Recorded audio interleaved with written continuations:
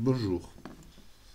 Donc, nous avons ici, là, à gauche de la feuille de calcul, une série donc, de tickets de caisse avec les heures d'enregistrement et les montants. Voilà, donc nous avons à peu près plus de 500 lignes. Voilà. Donc ici, pour préparer le travail, donc j'ai nommé mes cellules. Donc j'ai ici une plage de cellules qui s'appelle les heures, donc qui référence toutes les heures, et une plage de cellules, les montants, donc qui référence tous les montants de passage en caisse. Voilà. Donc ici, j'ai construit un tableau et je voudrais calculer par tranche horaire et par montant le nombre de tickets.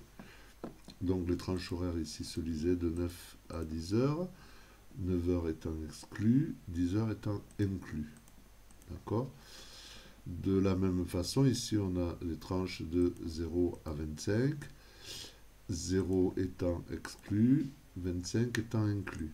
25 ici étant exclu, 50 étant inclus. Donc pour calculer le nombre de tickets, je vais utiliser une fonction ici qui compte, donc c'est la fonction NB sur des conditions, donc NBC, et je peux poser plusieurs critères, donc c'est NBC, NB.C.ans. Voilà.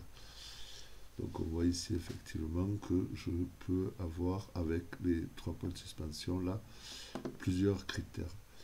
Donc les premiers critères que je vais utiliser ce sont les heures. Donc voilà, je vais dire que la première plage critère va être les heures. Donc vous voyez l'intérêt de travailler avec des noms. Dès que je vais commencer à taper le nom, donc j'ai l'infobulle, il a référencé l'étiquette, on l'avait avec un petit label, voilà. Et je vais poser mon premier critère. Donc mon premier critère, ça va être de dire que je veux les heures. Donc mon comparateur, je vais le mettre entre guillemets. Voilà. Et je veux dire que je veux toutes les heures qui sont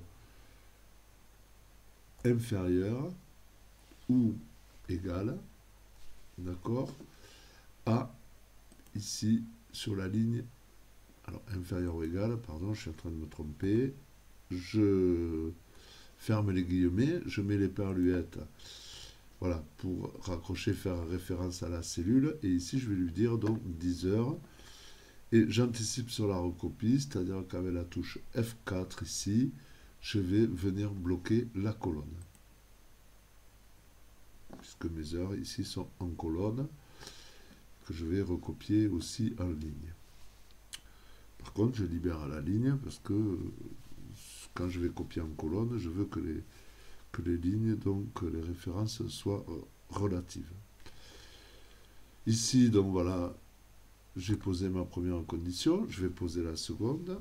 Donc je rappelle la plage heure et je vais point virgule, donc voilà, poser le critère et ici je vais dire que je la veux strictement supérieure. Ici je ferme le critère, les perluettes pour faire référence donc à la cellule. Et ici, je vais lui dire 9 heures, donc F4. Et de la même façon que tout à l'heure, je vais venir bloquer en fait la colonne. Donc là, j'ai sélectionné donc mes tranches d'heures. Maintenant, je vais faire la même chose pour les montants. Donc je sélectionne ma plage montant. Point virgule. Je vais lui dire que je veux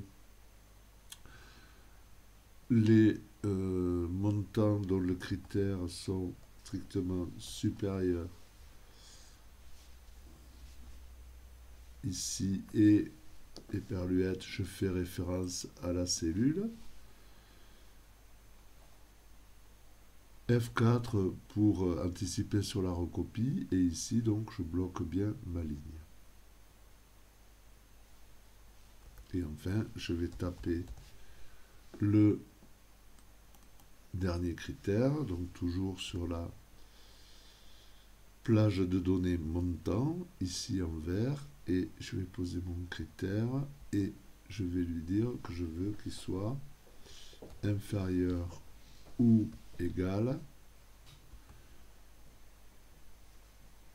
et superluette, je vais faire référence ici à la cellule et de la même façon, avec la touche F4, je vais bloquer la ligne. Je ferme la parenthèse. Je vérifie. Sur les montants, je suis bien à la ligne. Sur les heures, je suis bien à la colonne. Je valide. Donc, il m'en trouve 8.